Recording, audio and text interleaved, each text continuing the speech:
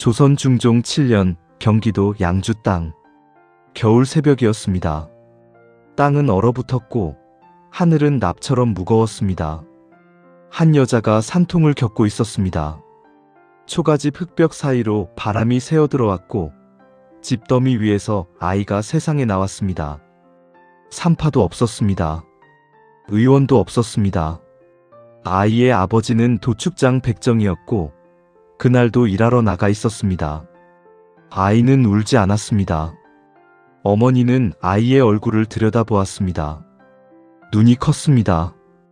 이상할 정도로 또렷한 눈이었습니다. 그 눈이 어머니를 바라보았고 그 순간 어머니는 알았습니다. 이 아이는 보통 아이가 아니라는 것을. 그것이 희망이었는지 아니면 불길한 예감이었는지 그녀는 평생 알지 못했습니다. 아이의 이름은 꺽정이었습니다. 임꺽정.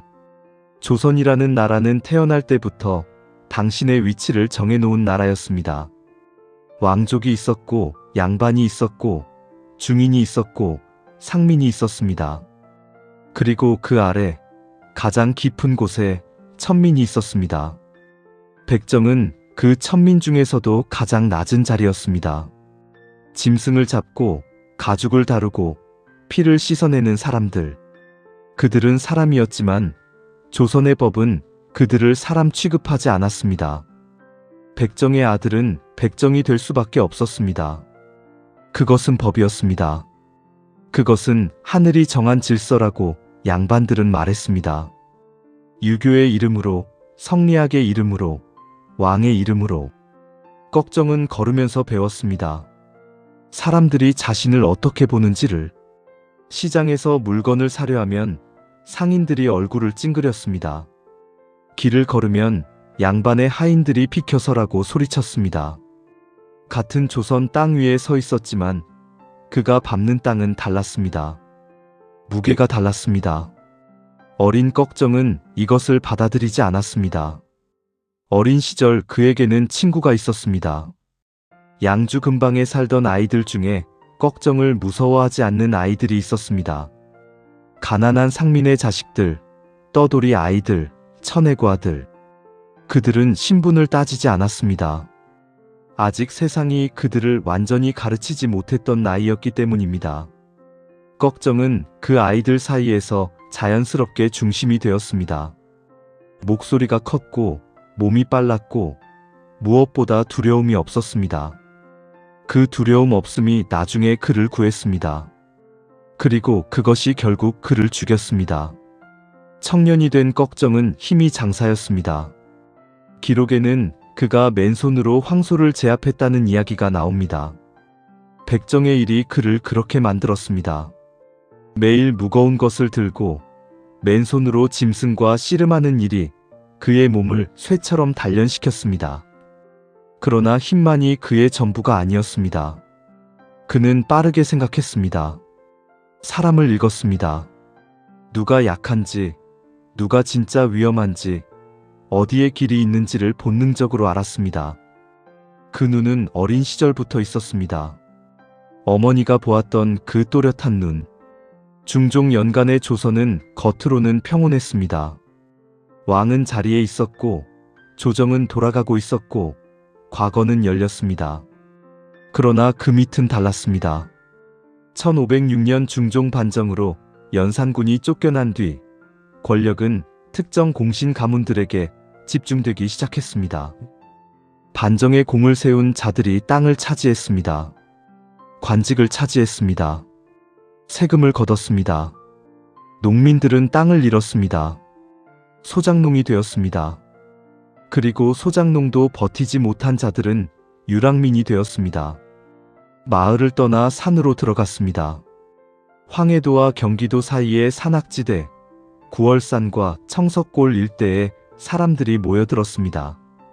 갈 곳 없는 사람들이 모이는 곳에는 반드시 누군가 그들을 이끄는 자가 나타납니다.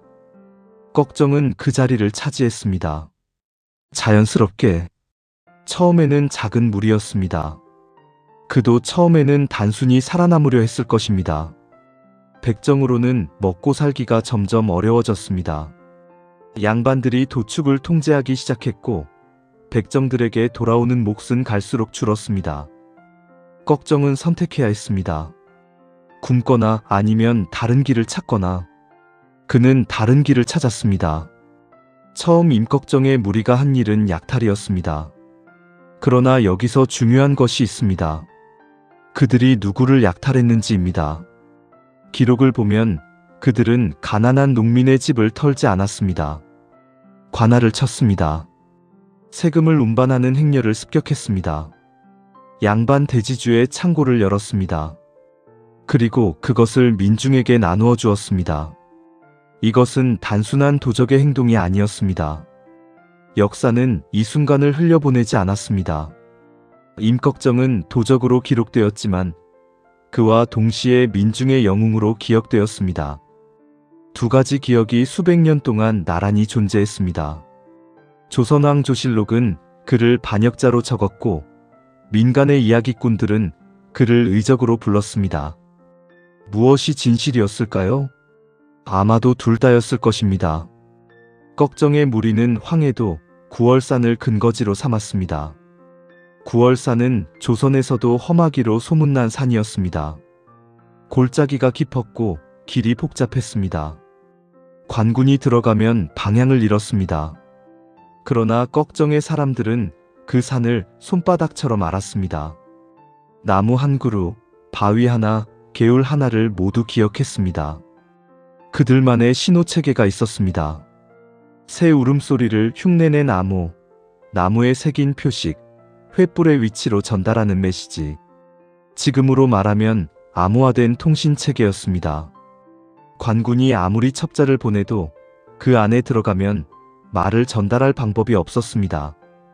꺽정의 조직은 생각보다 훨씬 정교했습니다. 조정은 처음에 이것을 심각하게 여기지 않았습니다. 도적대는 조선 역사에서 드문 일이 아니었습니다. 흉년이 들면 언제나 산적이 늘었고 관군 몇 부대를 보내면 대개 흩어졌습니다. 꺽정도 그렇게 처리할 수 있다고 생각했습니다. 그러나 해가 지나도 꺽정의 무리는 흩어지지 않았습니다. 오히려 더 커졌습니다. 중종 36년에서 명종 연간에 걸쳐 임꺽정의 기록이 실록에 등장하는 횟수가 급격히 늘어납니다. 처음에는 경기도와 황해도에 한정되었던 활동 범위가 함경도, 평안도, 심지어 충청도까지 퍼져나갔습니다. 그를 따르는 자들이 수백, 수천이 되었습니다. 단순한 도적 집단이 아니었습니다. 하나의 독립된 세력이었습니다. 명종이 즉위한 후 조선은 또 다른 혼란을 맞이했습니다. 왕이 어렸고 실권은 문정왕후와 윤원형에게 있었습니다. 을사사화로 수많은 선비들이 죽거나 귀양을 갔습니다. 조정의 기강이 무너지기 시작했습니다. 지방의 수령들은 세금을 착복했습니다. 굶어 죽는 백성이 나왔습니다. 그 틈을 꺽정이 비집고 들어왔습니다. 명종 14년의 기록을 보면 조정이 임꺽정 토벌에 얼마나 애를 먹었는지가 드러납니다. 관군을 보냈습니다. 꺽정의 무리는 사라졌습니다. 관군이 돌아오면 다시 나타났습니다. 이 패턴이 반복되었습니다. 관군 지휘관들이 문책을 받았습니다. 또 다른 지휘관이 파견되었습니다. 또 실패했습니다. 사헌부와 의금부가 나서서 임꺽정의 내부 조직을 파악하려 했지만 정보가 새어나가지 않았습니다. 무리 안에서 배신자가 나오지 않았습니다. 이것이 놀라운 부분입니다. 수십 명, 수백 명의 무리에서 배신자 하나 나오지 않는다는 것은 그들이 단순히 먹고 살기 위해 모인 집단이 아니라는 뜻이었습니다. 그들은 꺽정을 믿었습니다. 단순한 두려움이 아니라 진짜 믿음으로. 꺽정은 무리를 어떻게 이끌었을까요? 기록에는 단편적인 증언들이 남아 있습니다. 그는 혼자 풍족하게 먹지 않았다고 합니다. 얻은 것을 나누었습니다. 아픈 사람이 있으면 자신의 옷을 벗어주었습니다. 판단이 필요할 때 혼자 결정하지 않고 무리와 의논했다는 이야기도 있습니다.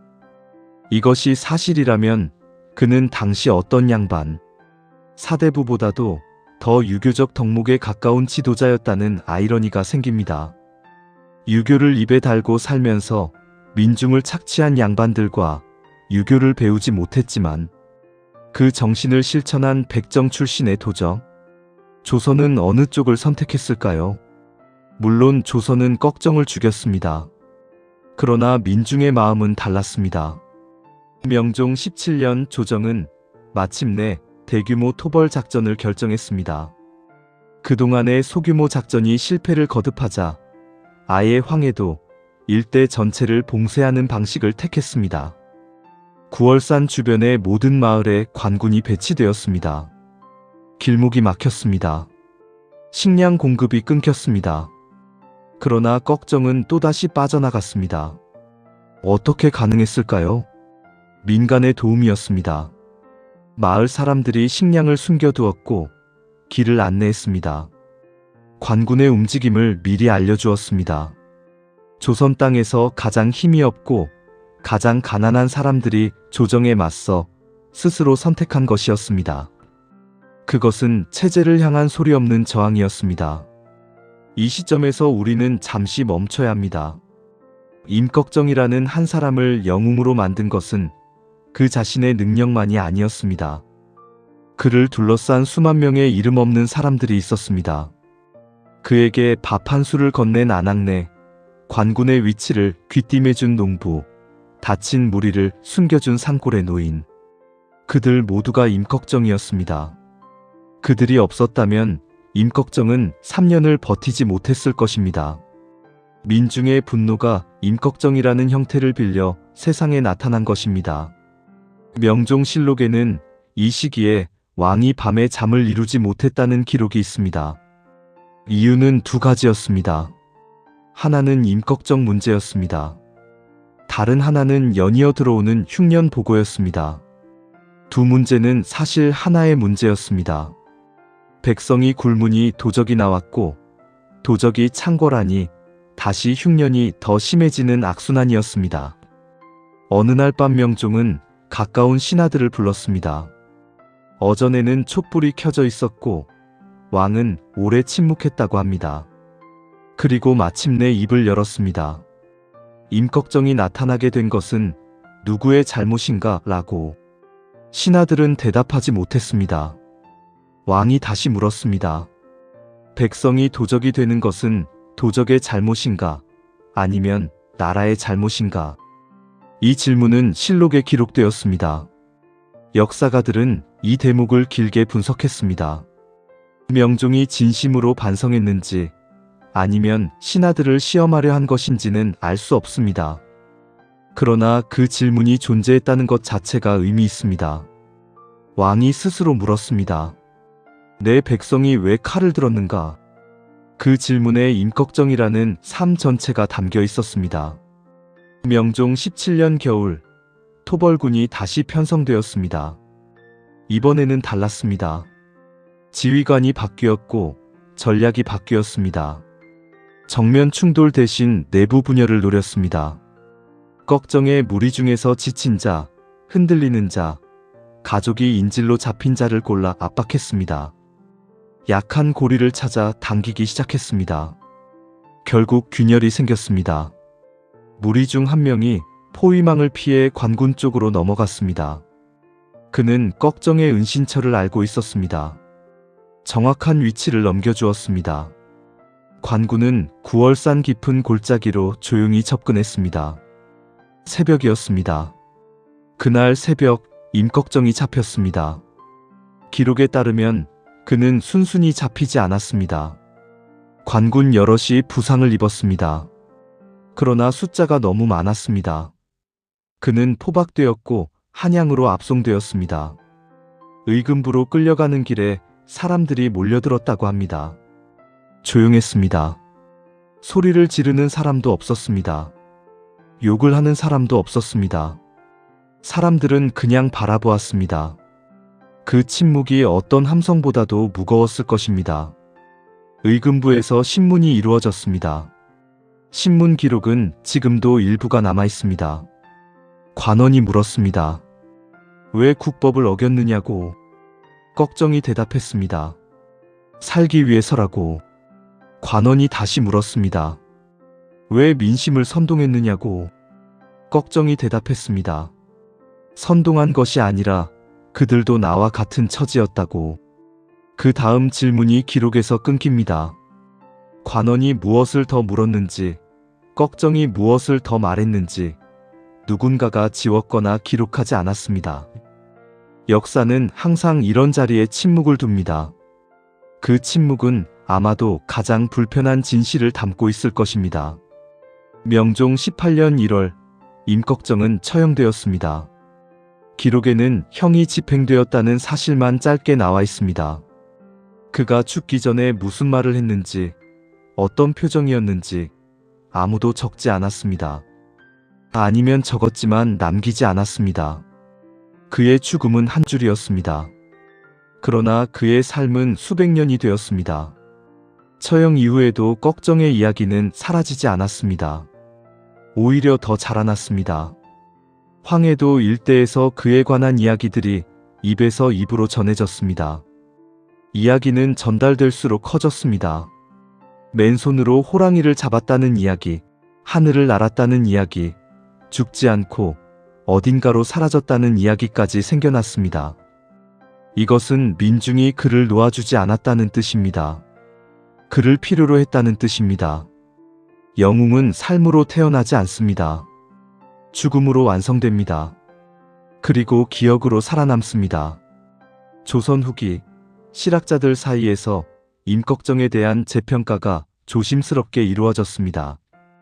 그가 단순한 도적이 아니라 부패한 체제에 대한 저항의 상징이라는 시각이 등장했습니다. 그러나 이것은 여전히 위험한 이야기였습니다. 공개적으로 말하기 어려웠습니다.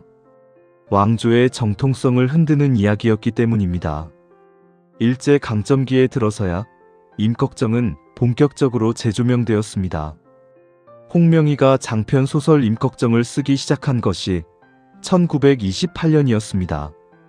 그 소설은 미완으로 끝났지만 조선 민중의 삶을 가장 생생하게 담은 작품 중 하나로 평가받습니다. 홍명희는 걱정을 단순한 반란자가 아니라 조선 사회의 모순을 온몸으로 살아낸 인간으로 그렸습니다.